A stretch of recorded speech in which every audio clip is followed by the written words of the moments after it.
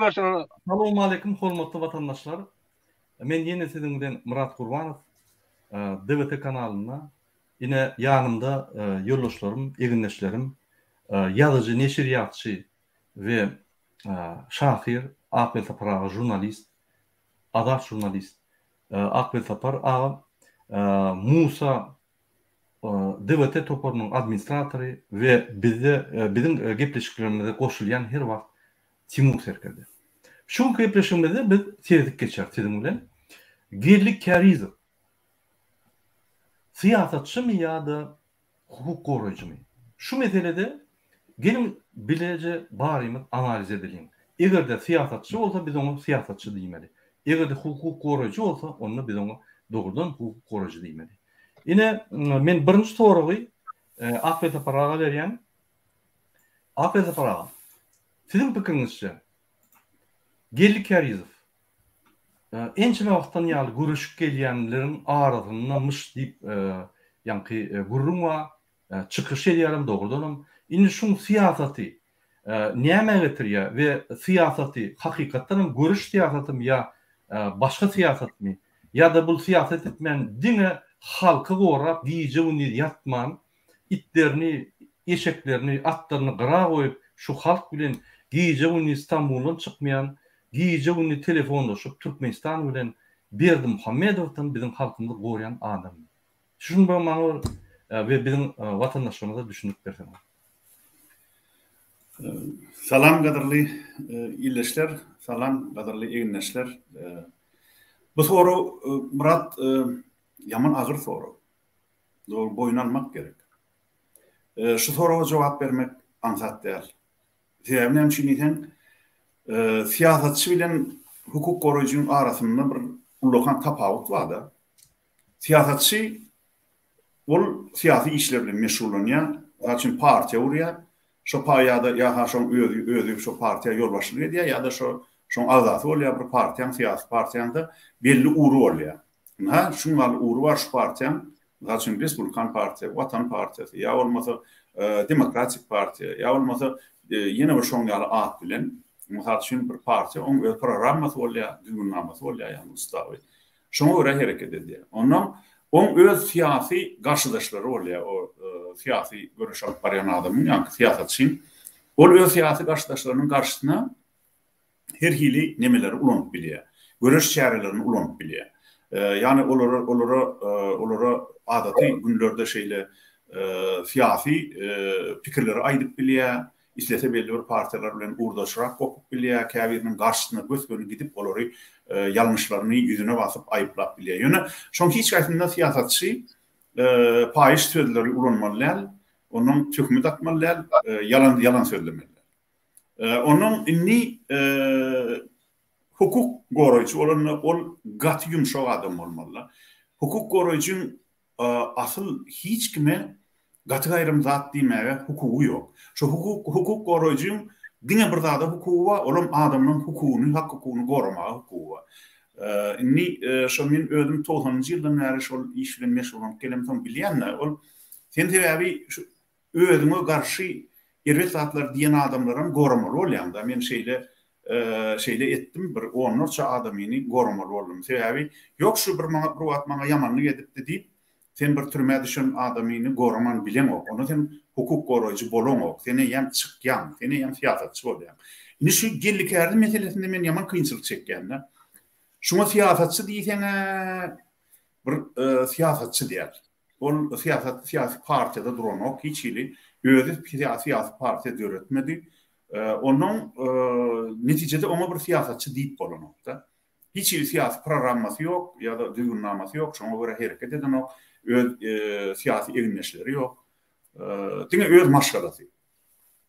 Onuň elbetde ýurdun içinde badyr o neme tarapyny tutýandyr. Men oňa şüphelenmek sebäbi islenlik adamyň bir tarapyny tutýan köp neme bolýar da, köpçülik bolýar. Ya bolmasa bir näçe adamlar bolýar. Ol hökmanda sen eger bir samsyk gyz bir öz samsyk edip oturan işini nemede goýsa da, YouTube'da goýsa da şoňa da müňläp adam seredýär. Hatda 100 müňläp adam seredýär görýänsiň. Şoň üçin inni hukuk goraýjy diýjek bolsam, egerde gellikärde. Bu hasam kıyın olya. Nemçin isen geldi käril ödünü hukuk goýucu hökümini pozisyoner dedi ya. Yön ol gowy adamda egerde şu hukuk goýucu erweden bolmady ya türmede oturup çıkan hakuna şonşunum ol adamın ýadyny gowy düşünmeli. Ýöne şu hukuk goýucu diýjek bolanda geldi käril yine de şu edip oturan işleri şonu diýmäge şonu hukuk goýucu hökümini ikrar etmäge päsgel berýär. Yani hatta yol veren o. Nämçin isen ol ödüne hiç wagt degmedik adamlara da töhmet atýar, olara söýýär, paýyş dağıtlar diýe, erwet kemsitici lakamlary dakýar. Ol hiç wagt hukuk goýucun etmeli işemdäl, etjek işemdäl. Diýmek onda gellik her hukuk goýucun bolup bilen ok. Inni belli bir derejede ol ýurýa mysal üçin, ýurýa hukuk goýmak urunna hereket edýär. Ona belli bir derejede şu bir gaty nime diýäýmesen, gıýkylklap gepleýär diýäýmesen, ona hukuk goýucu diýse boljak. Ýoksa hukuk goýucu diýilen adam gaty nime bolmaly, bir ýoştap adam bolmaly. Bir tap bilen bir adamdan halyny, ahwalyny sorap, şolun bir önamly adam bilen adam bolmaly. Indi gynansa Murat menen şeýle netije gelýär. Nime geldik ýary şeyle klasik nemeden noktalardan garandı ne siyasetçi ne de hukuk goýucu. Ýöne onu ol kim? Belki şu ýaşlar ona doğru baka verirler. Mene şonu kefitlep bilem okşam kim diýip. Bolýar. Ýöne gellik äri diýsen boljak. Gellik äri bolup işleýär. Bolýar. Dogry. Ona sizin dünýä garaşyňyz indi näme bolsa bir düýkrek dogry. Mümkin ol medeniýetin pesteridir. Mümkin ol yankı tankid edilen formasy yankı açık bir medeniýetlidir. Ýöne gynansak da yalan söýleýän töhmetleri gaty köp bolansoň o formada giremek. Indi men şonu Musa'dan sorajak bolýan. Musa, siz bir Amerikada ýaşap ýörsiňiz, o ýerde adat halkynyň içinde gelip ýörsiňiz.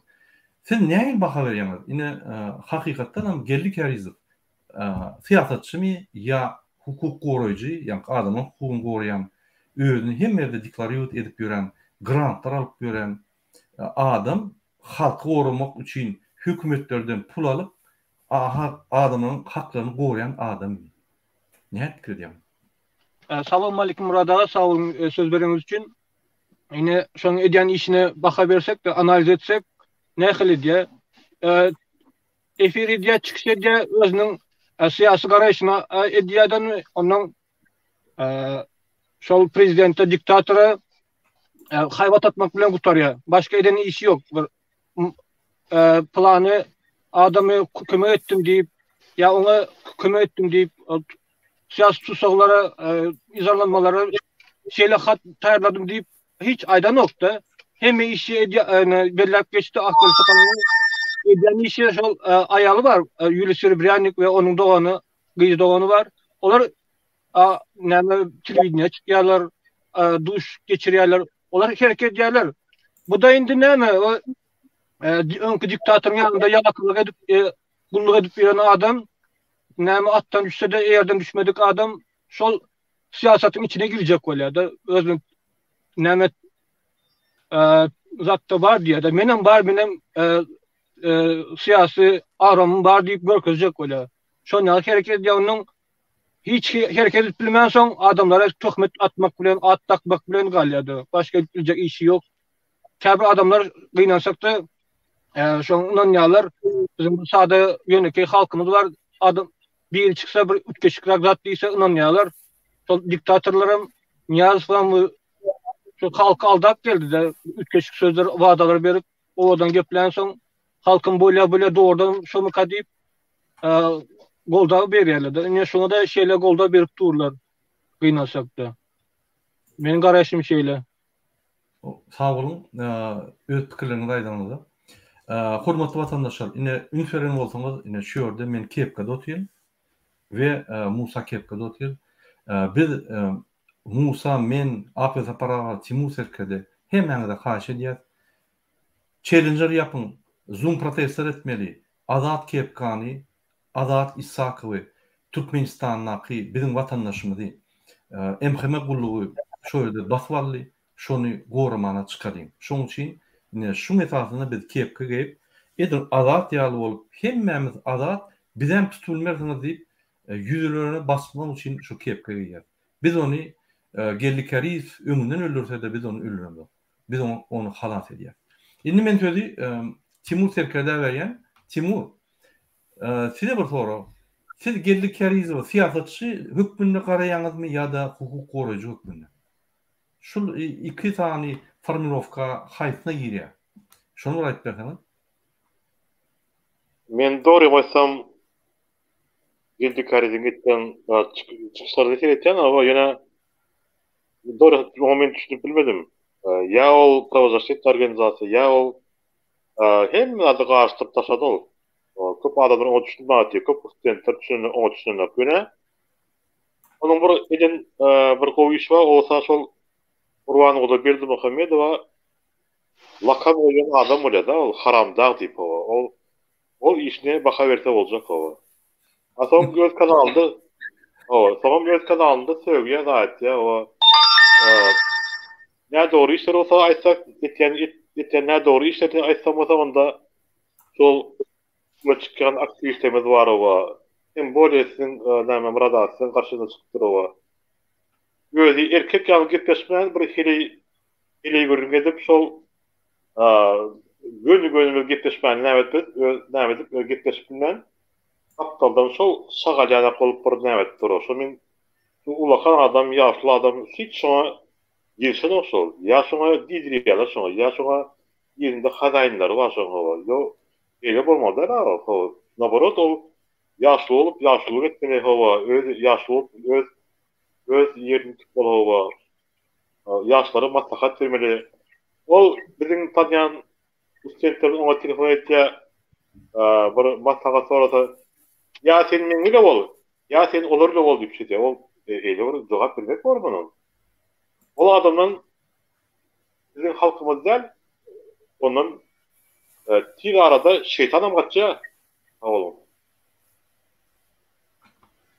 Doğru.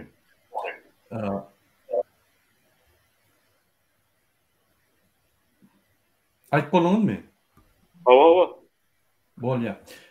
Hormatly vatandaşlar, doğrudan şu siyaset meselesi intek Türkmenistanyň opozisiýanyň ýa-ni meydançasyna doğru bir formulovkasy anyklanmady. Ine häzir biz ýuwaş-ýuwaşdan Akbet aparagy, Musa, Timur, men şonu bir anyklajak bolup bir pikirlerimiz alışýar. Şu ýerdäki geçýän dialogda, ýa gepleşikde biz häzir geldik kerýi siýasatçym ýa hukuk goraýjy şu meselede edýär. Gyýyk aýtsam, şoň siýasatyny mene göremok. Doğrudan ol bir kezapçylyk edip tutulan atogulukda onu Niýazow wagonlap Özbekistana üstülen ýa atlar çykanna informasiýa gelip ahir saklap şunu tutun, suwdelde basylan Berdi Muhammedow çykyp muny ýa boşa diýär.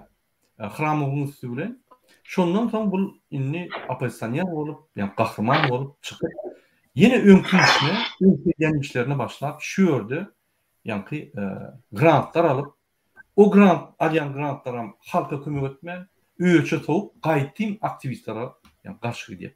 Men size bir statistikany bereyim. 2020-nji ýylda protest bolup Taganow tutuldy, ýadynızda bolsa. Türkmenistanyň konsullygynyň öňüne protest boldy. Şo ýerde nämetde gelkeriz? Türkmedan. 2020-nji ýylda sentýabrda Türkmenistanda aktivistler tutuldy, listovka paýlap. Nämetde? Türkmedan. 1-nji awgustda 2020-nji ýylda protest geçirildi İstanbulda ve şo ýerde aktivistler tutuldy. 10 adam olay. Nämetde? Türkmedan. Yalan. Ay bular narkoman, ýene urat. DVT aksiýalaryny geçirdi Türkmenistanda. Onu Türkmedan. Cuma Sapar tutuldy. Çykdy. Ahmet Rahmanow tutuldy. Kamil Abulow tutuldy. Bayram Allaýew tutuldy. Ses çykmady. Ayna Aýdyldyýewa, Vepa Çopan tutuldy. Ses çykmady. Azat diýip tutulan soň, 3 kepde geçen soň, şundan ses çykýan näme? Murat Gurban fine kepgasyny gepdir azadym. Ya başgalar kepge çykýar, siz muny öldürdiňiz, siz muny näme diýäňiz diýip. Bir de muny görüşýär, bulun biri garşy görüşýär we gahrman bolýar. Mene şunun yani hukuk goruyan tarafını göremok. Ya adam hukukunu goruyan tarafını göremok. Men barmak basıp kim boşadan onu habarım yok. Eğer habarım olsa yazın şu komentariyada menin bilip kalayım. Bir derek yani yaşla bir güne söyler diýmeýin. Indi siyaset bolanını seyredin. Önkü paraxor. Niyaz rejimine paraxor edip şu komandada işleyen, ukypsız, döwleti diňe ogurlamak komandasyna işläp, ogurlap, tutulup, suud edilip, yine daşına çykýan, işleyen ok biz ýaly. Biz gelip eşek ýaly işleyen. Akbeta paragada menem, Timurum, yine Musa da eşek ýaly işleyen. Siyasata goşulýar. Sebäbi watanda çağlarymyz, doganlarymyz gatykyn ýagdaýda. Bu bolsa işlemän, paraxorlukda ýanky siyasata alıp baran, paraxorluk siyasaty. Indi ýene alla pul alıp, grant alıp, şu grant sow bir arşy görüşenler arşy görüşýär. Ol siyasat bolýan bolsa, mümkin ol siyasatdyr. Ol siyasat Berdimuhammedowyň şuň alyp barýan siyasaty. Onu o diýmek, o Berdimuhammedowyň siyasatyny Ýewropada köýne ministri bolup alyp barýar. Niyazyň siyasaty. Aktivistleri opozisiýaga garşy görüşme. Bolmasa bu töhmetler, bu ýalan sözler, bir topar söýülýän zatlar niýeden gelip çykýar? Kim muňa berýär ýa kim zadany berýär? Muň kuratory kim? Hiç bir anyklap bilen yok. Ýaşyl hökmüne hormat goýup geçen ýepreşikde şul ine çıkman otir şul inni aylanandır, inni aklı da yerine gelendir, şul adam inni opozisiýa goşulmasa da inni töhmetlerine bet eder diýsek, böküp çykýar. O men üstüme böküp çykdy ya, oň üstüne on tapaly ýok. Prinsipiň özi. Şuň maňa söýür erti, oňa söýür bir. Ýene şol töhmet strategiýa, töhmet ýa. Ine şunu bir analiz etmek üçin şuň gepreşik bolýar. Näçe? Sebäbi şu siyasi meýdançasyna biz her kime analizi verip goýýar. Eger biz ýanlışan bolsak, ýa-da töhmet atýan bolsak, Ýurdaş Kerizow, siz bizi suwda çekýärsiňiz. Men şurada özüm jogap berýär. Eger siz yok men suwda çekjekkä, men siziň bilen ýa stolda açyk oturup guruluşjak diýsem, istenip plaşatkada, istenip temaňyzda size ministr, hökümetde işläp, ýa-ni bir topar hökümetiň iň agyr problemlaryny çözüp, Türkmenistany altyn asyra elten adam menem açyk biznesmen. 9 ýerde gaçyp galyp gören adam. Guruluşjak. Men sorap size berjegime, diňe siz berin sorap. Açyk efira gelip guruluşjak. Siziň efiriňizde men barym. Olu ýaly açyk gurulap bilýän bolsaňyz, telefonlary alyp bilýän bolsaňyz, ine şonu edelim. Eger siz men şu ýerde ýa-ni suwd etseňiz, men gaýdyp ekrana çykmaýyn. Näme söz berýän. Şoň üçin biz açyk guruluşmaly. Biz ýalňyşlar köp edýär. Siziň diýişiňizden beter edýär. Ýöne biziň başdaky ýa-ni maksadymyz we soňundaky maksadymyz bir. Türkmenistany demokratik ýola gidip hemmiň kanunlaryny haklaryny berja edip, hemmiň dastoyna ýaşaýan Türkmenistanda, Türkmenistan gurulabilsin. Başga maksat ýok. Şu ýerde şu Berdimuhammedow azar berýär şoňa, şonu aýyrmaly. Açyk saýlawlar geçirmeli. Türkmenistan bütün tarihinde birinci açyk saýlawlar geçirip, iýdigi de alyp gitmeli şonu. Bizim jemgyýetimiz üstünde. O ýerde siziň hem çağrıňyz bar, doganardaşyňyz hemmet bar.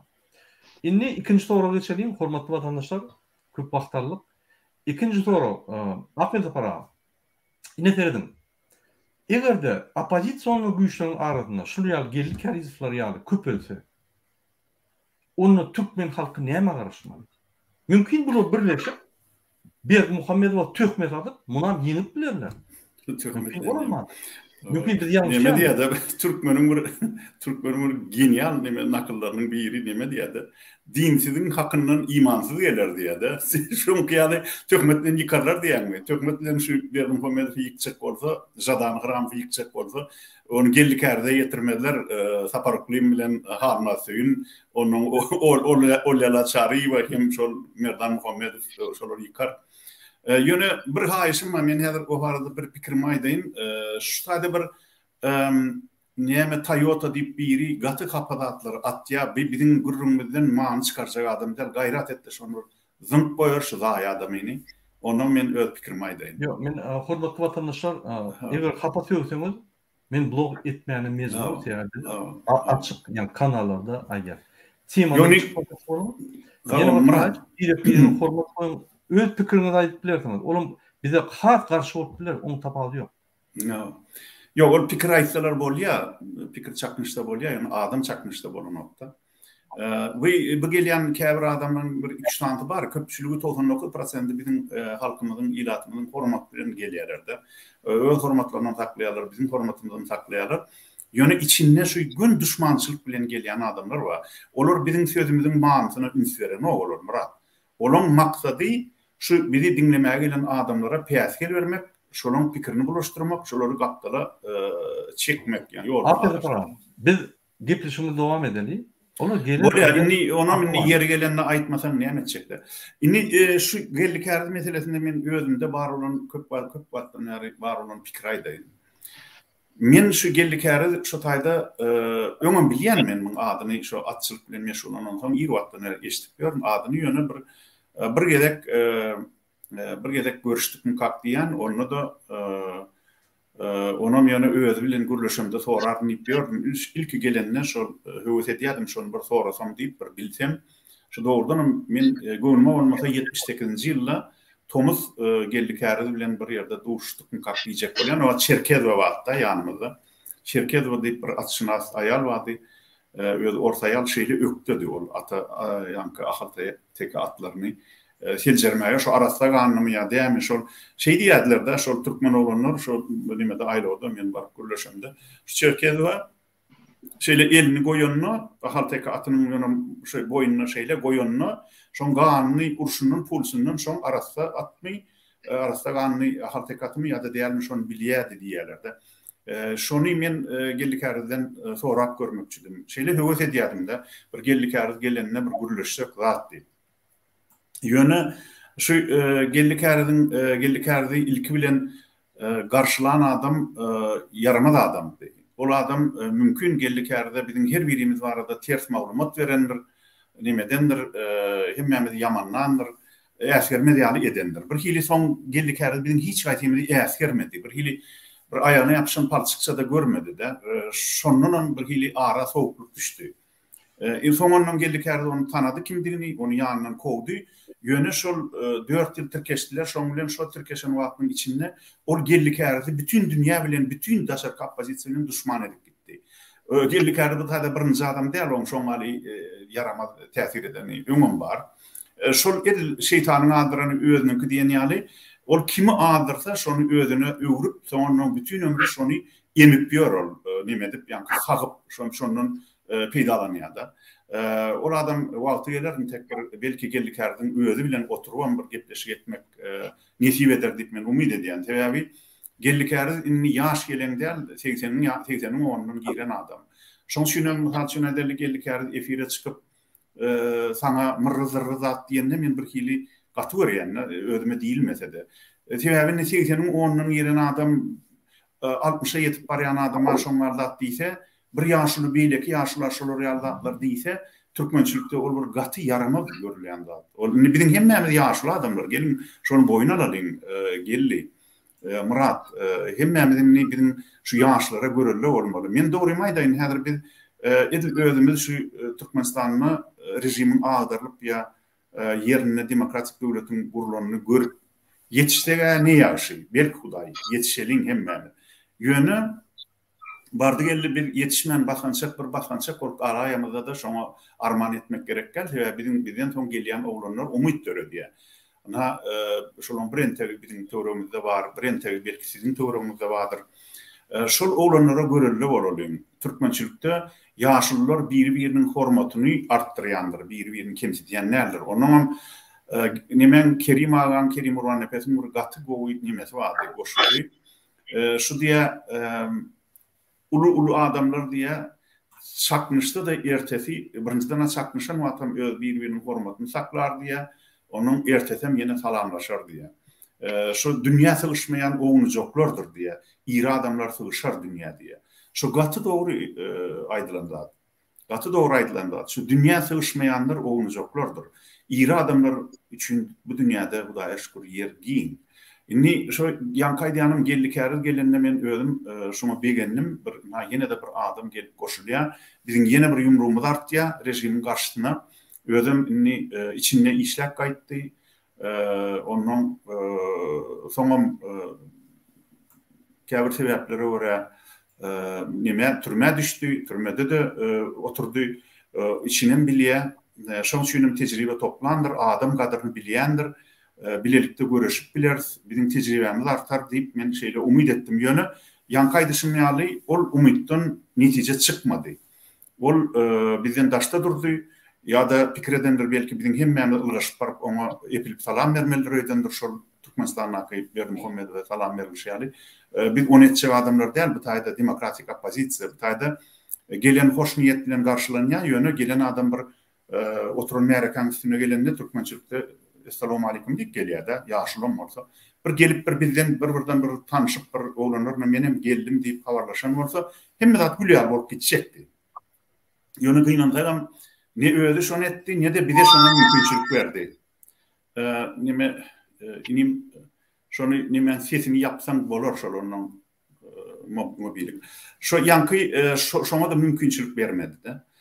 Şoňa men gaty gynanýan, nime dağı daşy yel bolar, adam ýene dil bolar diýär-de. Şol gellikäri bilen arada göwnüme bolmasa şol başda şoňa biri ýamannap şoňa gepişirip şeý dip nime adaşdyran ýalak bolup durlar. Belki şol zatlar häzir oturaga edin bir gürleşsek murat. Mümkin gellikäri bizim üstümizde tökmet atmasyny goýar. Mende şeýle häzirim bir umyt bar bir inçecik. Umyt gowzat gatda bolýaňyz. Indi biz sözü ine men bir açyk böleýin. Şurada Diana Siribyanik gelýär, Diana Siribyanik. Siz suw dediň diýen Murat Gurbanow. Siz şuraya diýenimizde suw dediň. Hormatly Diana Siribyanik. Biz suwduň kararyna seredip, suwduň ýa-ni netijesine seredip aýdýas. Onu ýön-ýerden aýdyp bilemzok, sebäbi o töhmet bolýar dogrudan. Şoň üçin suwduň karary esasynda geldi Kərizow at satyp tutuldy. Onun ýa-ni informasiýa hemme ýerde de bar. Şonuň tutulanlygynyň, basylanlygynyň soň geldi Kərizow öz boýuna alyp Türkmenistanyň prezidentinden bagyşlama sorap, atam diýip hat ýazan soň goý berilýär. Ine şol iki sany dokument eger sizde ýa-ni suwtnama bolmasa, onu men size näme düşündirjem bilemok. Indi sözü ýa-ni Musa bereli Musa.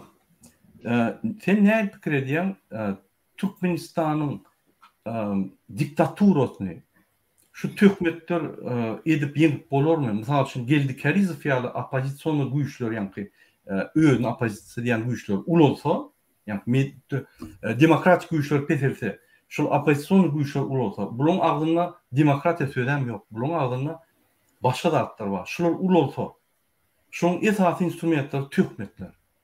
Şu töhmet ýalan sözler bilen Berdimuhammedow ýykyp bilermi şolar ýa-da başga bir ýere biz bararmy? Türkmen halky şolardan näme garaşmaly? Näme pikir edýär? Birinciden hiç töhmet hiç adam getirmeyen yazıcımız ayıp geçti doğru mu näme goşulýan.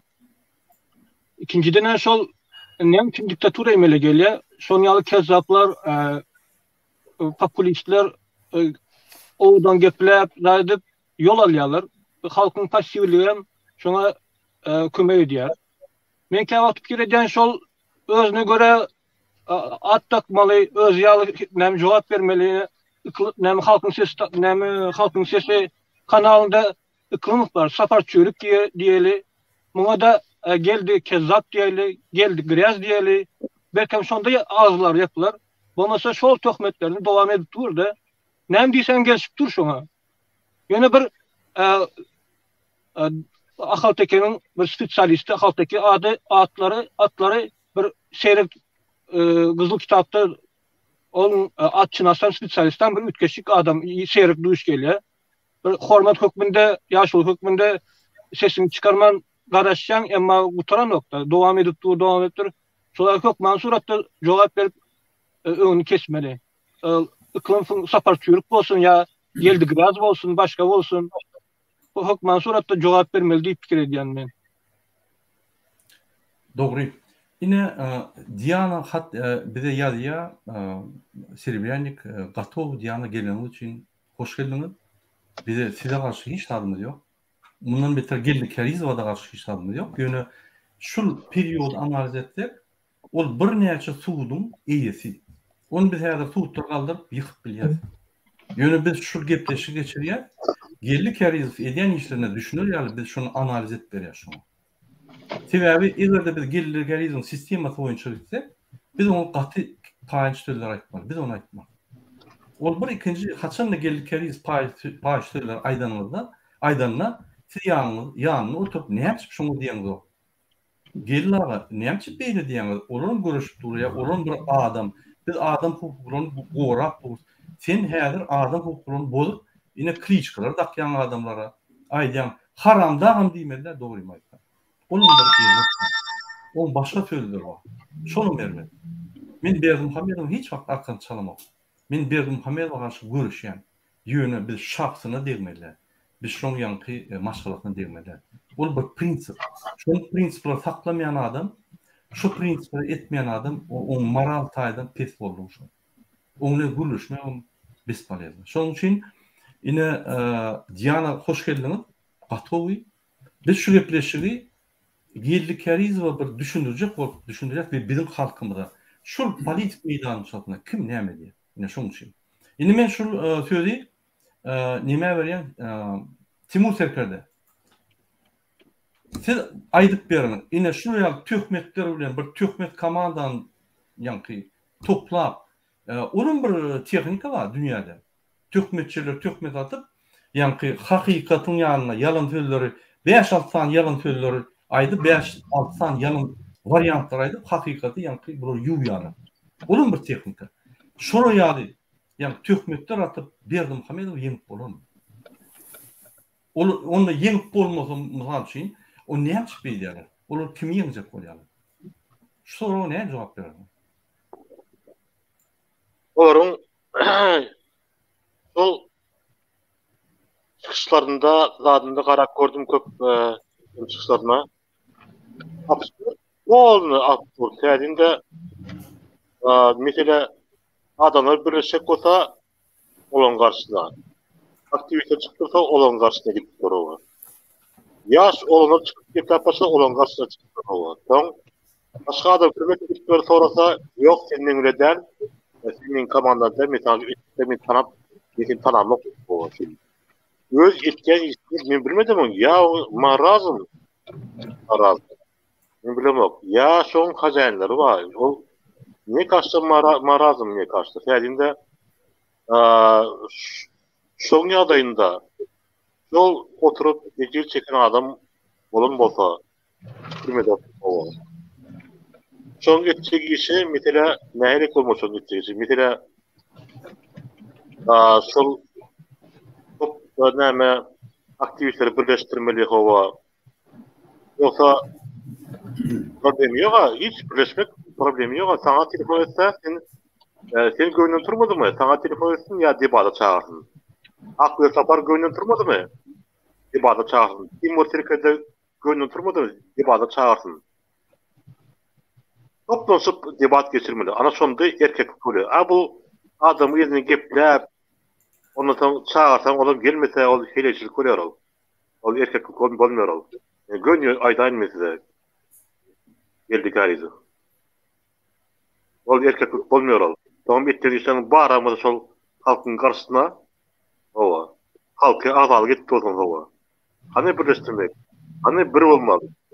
Hani birlikte hareket etmek ova. Dinle, din bastılar, din atlarım, din eşeklerim, din tohumum ova. Din etken geçirttin. Bari bana geçirttin. Tahmin bağıram geçirttin sol rejimden.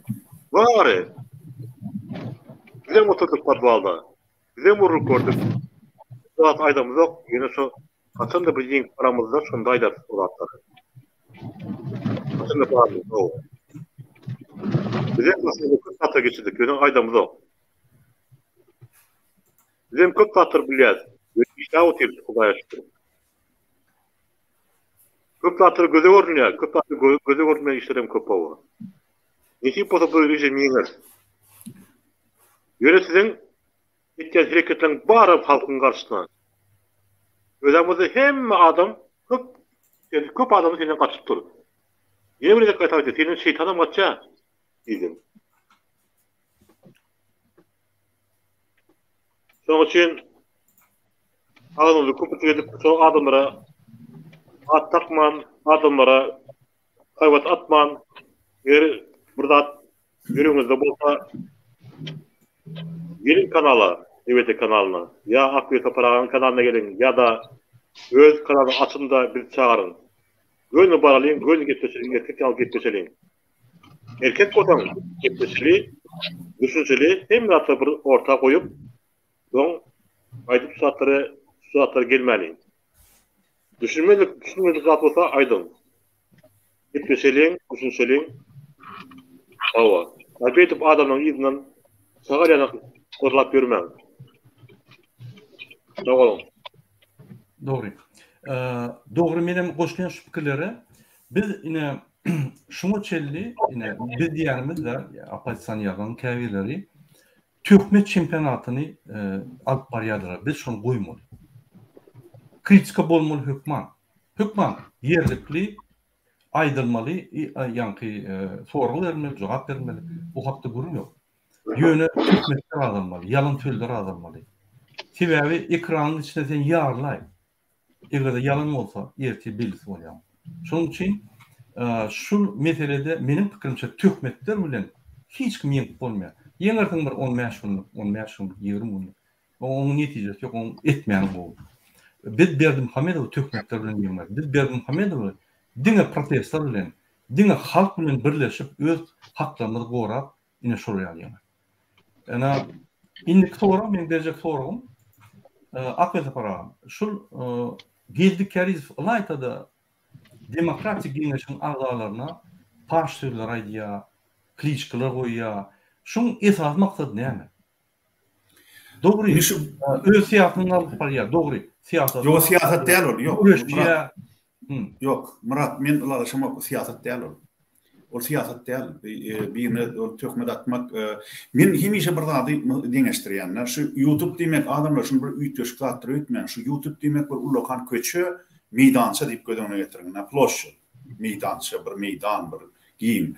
Şoň ortakyna çykyp siziň hiç biriňiz töwerüňizde erwederwet kapalatlar söýmersiňiz de geçip barýanlary ya öz tanışyňyzda ya çalarak tanışyňyzda etmersiňiz şonu.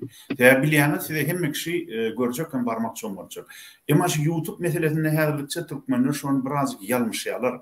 Şu näme diýsen bolýandyr diýerler. Şu zatlan hökman iýdi bar ahyrym. Şu birek tökmet atsaňyz YouTube'da.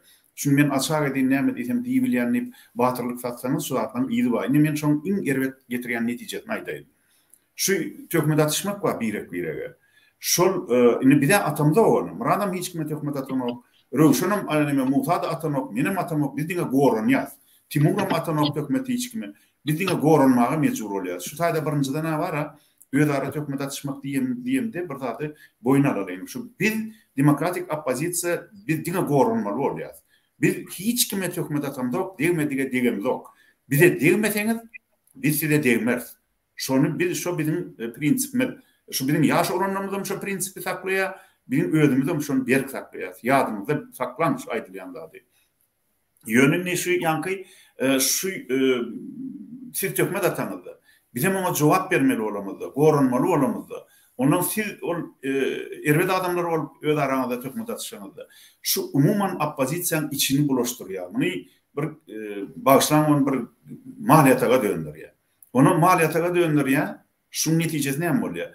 MHM rejimi bizim aramızda bildirmän goşulup ya adamy gizläp, lakam alıp, başga bir adamyň adyny alıp öňküden meter gyzdyrýar, bizim aramyzdaky agzalyklar gyzdyrýar. Şonu onuň birimizi gollan bolýarlar, birimiziň üstümizde onu orap tökmet atyp, onuň beter zat aýdýarlar. Şeýtdirben aýlygan şeýda ýemeli gelýär. Ertirkün bolaýjaklar nämedir men size aýdaýyn. Onun bardy gelene şu adat kepkan alıp gidişleri ýaly birden Praga'da gellikäri gitse birden. Gellikäri yok, gitti. Onun aydarlar bir tane içinde ol saparıklığıma buyruk verirler ya harmasyoyuna ya da ol yalı şari ve buyruk verirler. Diş onu böyle sapar tutturuptur diyerler. Onun taraftarları şonu diyer. Ha, gellik ardı dün elini arkasına tanıp böyle sapar vagonu yüklek koyuveriptir. Nime Türkmenistan'ın ne şopakir ne Türkmenistan'ı atıyor diyerler. Ya da tersine men Şveçya'da tutulsam meni emheme tutup akitse şeyletin ışıklar edilli yer yerlerine men gurrun verer. Şonu gellik ardı tutturtur diyerler. Onun gellik ardı men hunum düşer üstüne. Şonlar yağday emele geliyor. Adamlar biz eğer de şu hadarki dören yağdayı haydan hay durulmasak, hemmemizdin rejimin karşısında görüşmesek, biz özümüzü ahmal yağdaya sallayız. Gelli, sen yeni bir yere gaydan, senin onun giren adam. Goy şu saparıklığını düşünmesin, harnasöyün düşünmesin, olyalat şari veya merdan muhammedi düşünmesin. Yani sen düşünmeli. Sen bizim yaşlıyımı hakkına seretten. Sen bizim hemmemizden oluyor. Sen benden 6 yaşlı. Murat'tan asla 15 yaşlı. Şonu düşünüyorum, sen inni bir zelelin yarından aytmak bir peyda diye da gayrat et de şunu yani at takmanı, adamlara tökme takmanı beset. Eğer şunu besetmesen kızışık gidip otursa bizim elimizde bir fakt düştü ya bizim onu sen karşına koyduk. Senin yine tökme taksam bu düşmançılığa varar. Yadıra Hudaya şükür aramızda kan kok yok. Yönü bir adam kızıp gidip otursa adamdır da neme. Bir köçede zatta birden bir duşta zadetten birbirine topuluşup dursa nehil olur bir. Özüm hemmemizin bir opozisyoner adımız var yoksa men özüm opozisiya deyip hata edem yok men bir demokratik opozisiyanın gollak gelen adam. Şonşuyla men häzirim şu umudumun bardığını görkezip sana aydiyan sözleri geldi. Eğer de sen hemmemizin yaşlı adam hükmünü şun bir nemesen de şu adamların gelin doğrudan şu birek attakman goyolun dediğin rejim rolün hemmemiz diysen mine beğenecek şoma. Son demek bir de mümkünçülükleri ya. Oturup umumu gepleşi etmeye de mümkünçülükleri ya. Oturup gürleşmeye de rejimin karşısında bile görüşmeye de mümkünçülükleri ya. Ana men aytacaklar. Okey. Şu sözleri Musa koşacak mı? Ya da başka bir fikrini aytacak mı? Hava şimdi şu ata çellimen düğüne çelli bir geldik arası var intellektual näme hatarına görüp durdum da näme diýsem spesialist ýöne dün bir näçe soraw berdim sizin klip näme ol roliklerinizi kesip montaj edip töhmet atýardy onun faktlar barmy diýip haçana çelli bir beýle at takıp ýüremeli biz halka ýada diýýän bir tak netije garaşýardy bizden opozisiýadan hukuk goraýjy organlardan, edaralardan devam etsek hiç öne gidişlik olmaz. Bu ne için böyle diye benim fikrimce şöyle siyasi gavancılık var. Yani rejime yıkılacağı belli bolup dur. Şimdi bu da bir pay alacak bolup dur da yine gelecekte. Yine son yalı fikir ediyen. Sağ olun.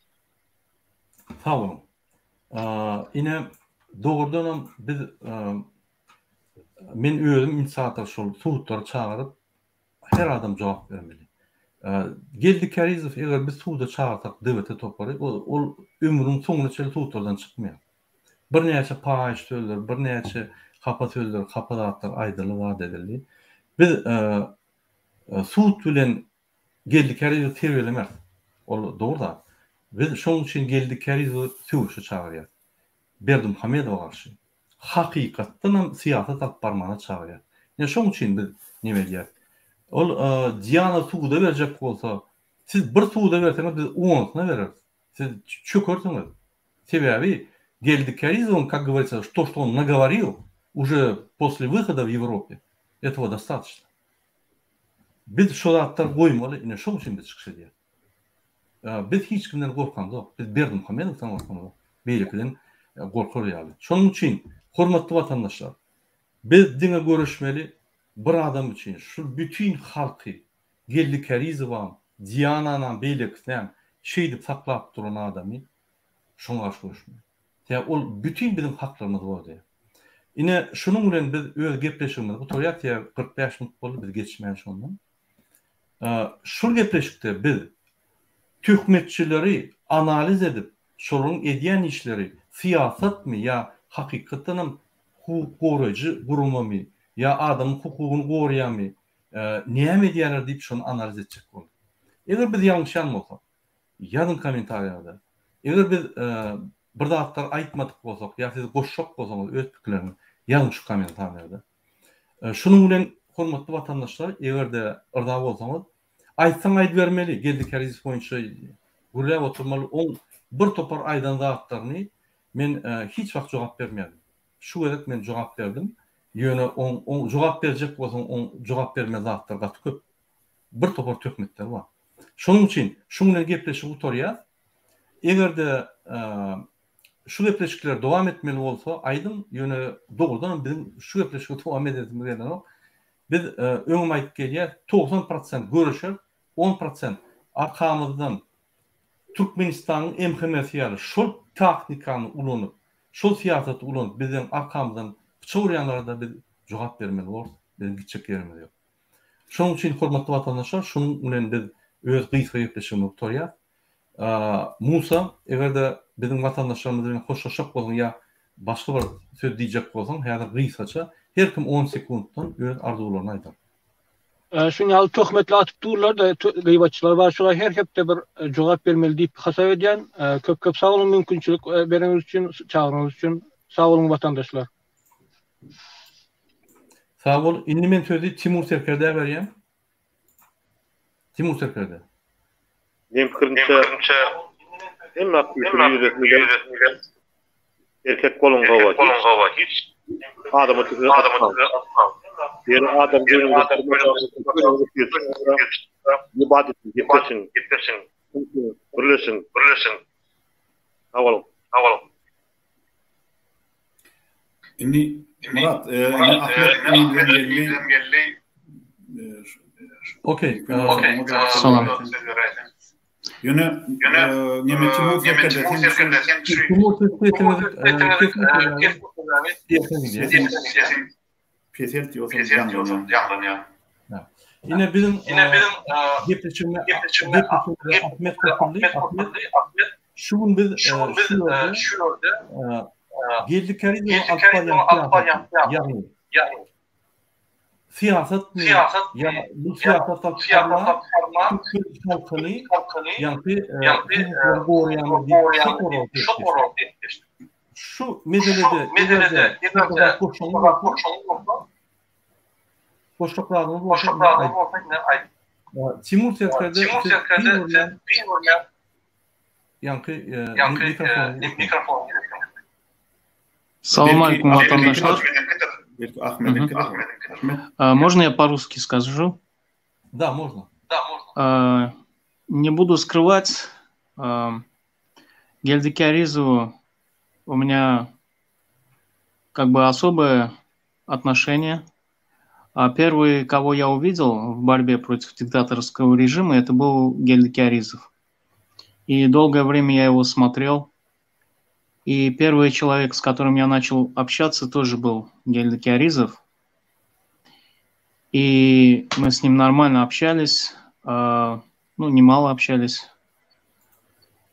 Вот. И я в нем видел как бы первого героя, который встал против диктаторского режима и все открыто говорил.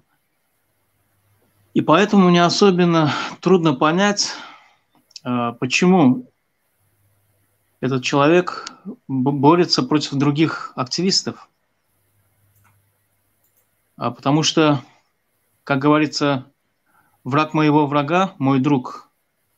И когда диктатор и его приближенные смотрят на это, я уверен, они радуются, когда один активист, оппозиционер, борется против других оппозиционеров.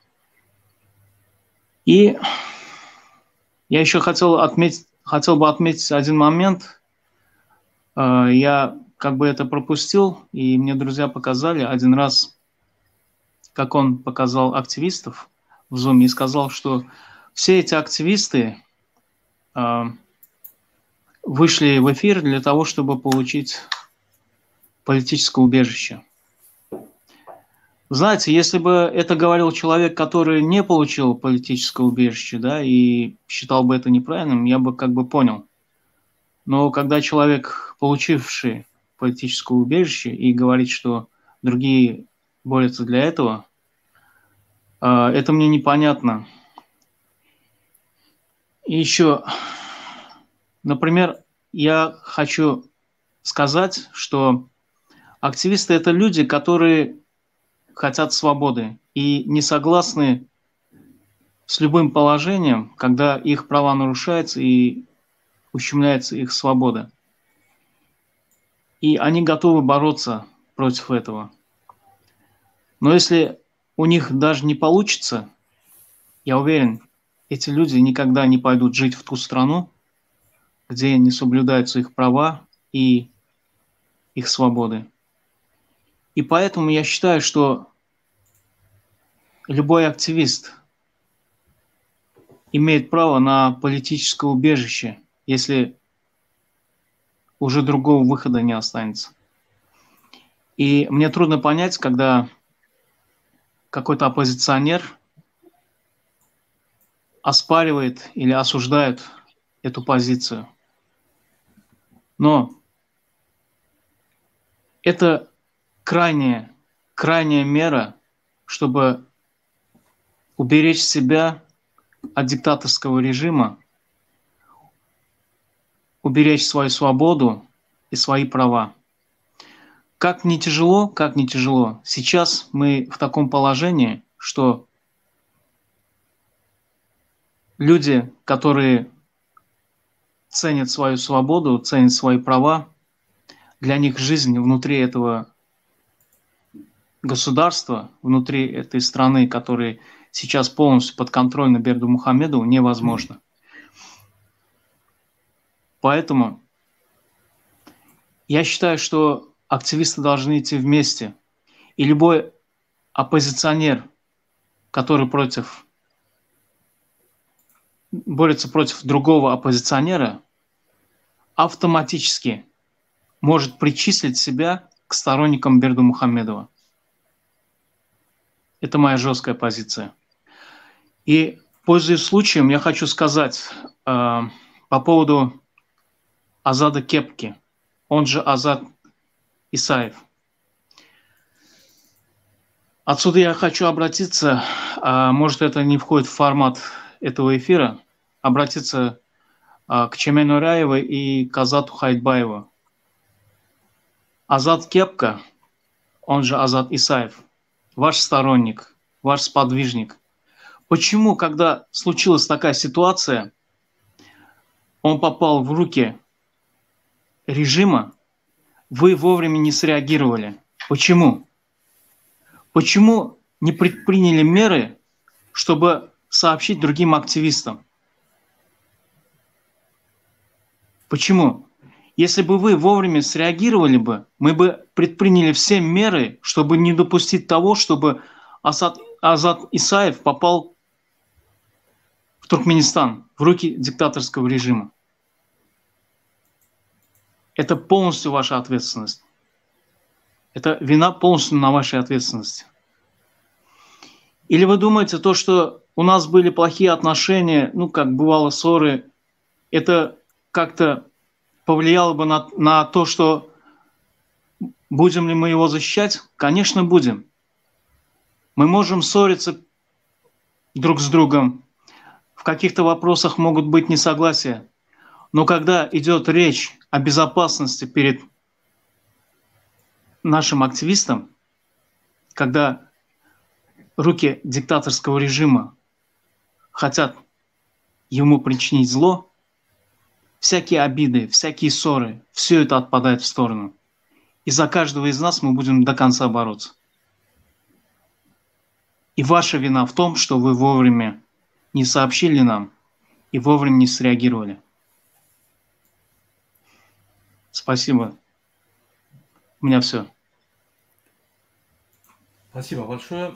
Вот Зарина Атаева пишет. Игорь де Ферхимма şıltıqatına cevap verecek bolsaňyz, uyuşup sizin rejime değerle öz aranızda görüşürsünüz. Gaty dogry diýär. Biz şıltıqatamyz bolup biz jogap berýär. Sebebi haçan bir adam çenden geçen ýagdaýynda o geldi Keriz bolsun, Berdim Hamedow bolsun, o jogabyny almaly. Biz hiç wagt geldi Keriz we Kliçkada goýamyz. On Kliçkalar köp biz bilýär. Hiç wagt efirde aýdamyz oğlum. Format goýýar. Geldi Keriz şu DVT dörenden beri DVT aktivistlere, DVT değerli aktivistlere, görüşen aktivistlere yönü şıltık atıp, tökmet atıp geldi. Biz atdıymadık. Yönü haçanla biz şuna bir daha cevap versek, yani tökmet atman, o biz şıltık attığımızda yoluşlarıyla. O bir adama kimdiğini yüzüne aytmak. Biz kaçamız o. Şunun için biz onu açık efire çağırıyoruz. Şunun için onu her vakit biz öz Zoom protestlerimize çağırıyoruz. Bir kadar aktivistler uyuşup yine senin marş ol arada uyuşup önemenem çağırdılar dedi. Bir kere izlam çağırdılar. Birleşelim, hadi edelim. Niye mi açtılar? Dine paylaştılar. Ben diyecek olyanlardım. Biz aktivistler olup, biz yani görüşücü aktivist ol ya da eğer geldik Kerizov görüşen olsa, onun bir aktivist apaysan ya. Onun bir uğrak gitmeli. Ol bir de karşı görüşüp, ona karşı görüşüp, bari ya yöne yani pulemyot yal atıp durmalı. Ol bir предварительно belli etmeli. Yine şular görüşüye, şular görüşen o. Ya men şunun bağırtını görüşen, men одиночка. Olamalı ya. Tapalı diyor. Onunla ol anık olmalı. Biz şuna açık böyle. Şunun için biz geldi Kerizov ya başka değil. Yine şu sistemi yok edilmeli. Şu gurulu getirmeye. Şuları bir yere getirmeye. Şuraya sisteme bağır olan yine şuraya çakmışlıklar oluyor. Tevavi haçanla birbirini tökmeye atsa men yendim diye fikir ediyor. Yine Диана yazıyor, готова yazıyor. Борьбу надо вести внутри Туркменистана. Очень правильно. Но, Диана, вы должны понять, что борьба не начинается в Туркменистане. Она начинается в свободной стране и перетекает в Туркменистан. Ты не можешь по щелчку начать в Туркменистане. Мы пытались. Если вы не пытались, мы прошли этот путь. Сейчас мы поднимаем активистов снаружи, у которых родственники прямая связь в Туркменистане, и мы в Туркменистане тоже поднимаем активистов. И это один народ, он должен одновременно действовать. Если вы хотите на эту тему поговорить, мы можем открытый эфир сделать и поговорить. А на оскорбление и клевету я в эти игры не играю, к сожалению. Поэтому... Мурат, можно я тоже два слова скажу, пока вот я вижу Диану здесь. Диана, добрый вечер. Поймите, никто из нас, ни Мурат, ни я, никогда первыми гильды Керизова не оскорбляли, не называли его какими-то кличками, там, не обзывались. Поэтому я когда вот так вот более примирительно, когда выступаю здесь, не сочтите это за слабость. Пожалуйста, поймите, мы долго не будем, вечно не будем просить гильды, вот будь умнее, гильды перестань обзываться. То есть этому придет конец, и, конечно, его оскорбления мы встретим тоже какими-то противодействиями. Это неизбежно, потому что есть такое выражение несправедливость натыкается на несправедливость, и это правило поистине не знает никаких границ. И в конечном счете тогда Гельди Керизов всю оставшуюся жизнь проведет как в окопе. То есть если он окончательно выберет вот такой путь, это будет только во вред и ему, и нам, и особенно нашему бедному народу. Нам нужно вместе бороться против режима. Вот моя позиция. Поэтому я более 30 лет верю в свой народ и борюсь. И учтите, не считайте себя истиной в последней инстанции. И признайте, что пока вы служили режиму, там были министрами или женой министра, Диана, вы были, мы боролись за свой народ. И это надо признать. Если сравнять все, что было там с нулем, и говорить, что вот мы начали, до этого никакой борьбы не было, это очень несправедливо. И такая несправедливость, она обязательно встретит очень сильный отпор. И не думайте, что я так примирительно выступаю только потому, что вчера оскорблял Гильды только Мурада. Я считаю, что когда он оскорблял Мурада, он оскорблял всех наших ребят, всех, кто борется против режима, и не только Мурада, и меня, и Мунсу, и других, всех сотни других людей, кого Гильды знает или не знает. Поэтому, пожалуйста, обратите внимание, мы пока что считаем, что с Гильды Каризовым между нами нет такой кровавой вражды, слава Богу. Мы не дошли до этого, и поэтому надо остановиться. Вот пора. Наши предки говорили, что урш феуш салама ервой. То есть можешь подраться, можешь поругаться, но оставь хотя бы немножко возможности на следующий день поздороваться друг другу, сказать салам алейкум. И передайте вот наши слова Гильды. И мы очень надеемся, что, вот, может быть, сегодня вечером на семейном совете вы придете к такому решению, что да, действительно, давайте вместе бороться против режима. Нам ничего другого не нужно. Нужно только, чтобы мы боролись вместе против режима. А потом мы передадим свою судьбу в руки народа, выйдем все на выборы, и кого народ выберет, тот и будет руководить страной, там, работать в руководстве. Остальные займутся просто как гражданин, жить в своей стране тоже, в свободной стране, это тоже великое дело. Я, например, мечтаю только жить в своей стране свободным гражданином. У меня других каких-то намерений нет. Спасибо. И сауолум кадрлы ийлештер, онно шуның белән Мурат. Я бы хотел добавить то, что сказал Апия Сапарала. Диана, вот на нас нападали в Турции, нас избивали.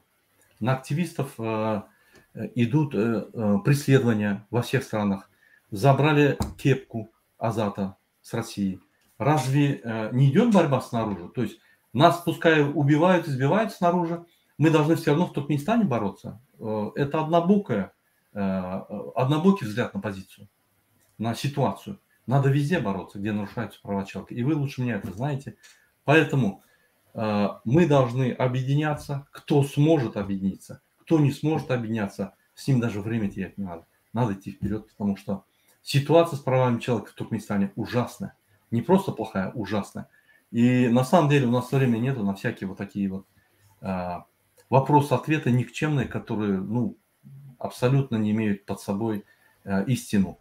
Мы стараемся всегда плохо, хорошо говорить истину. Потому что без этого мы никто. Мы стараемся идти вперед вот так. Я на этом завершаю нашу программу. Всем присутствующим на сегодняшней передаче большое спасибо. Hormatly vatandaşlar, şu momentte gepleşip oturuyoruz. Biz şu gepleşimizde geldik karizmanın siyaset çökümüne, geldik karizmanın siyasetini, hukuk korucu çökümüne analiz ettik. Ve şuna bakaverdik. Ona bir hakkımız var ya, geldik karizm ortaya çıkıp yani öğrenip publik hatavına yani hareket ediyor. Şurada bir töhmet atmadık, şurada bir faktör olup geçtik. Yine şunla da biz geldik karizma karşılayan. Biz onu her vakit çağırıyor. Bizim gepleşiklerimizde bizimle görüşmeyene, ayrıtın görüşmeyene. Yine kıynansak da şu bize şılkadat ya. Yine hiç durubilen o. Bizim ona eden adımız yok. Bizim var eden adımız biz Berdi Muhammed'e karşı görüşeceğiz. Başka da edemiz yok. Şunun biz öyle firimiz tutuyor. Hemen de sağ olun. Yine bizde Timur bizim vatandaşlarımızla koşuşak olsam yine her söz seninle.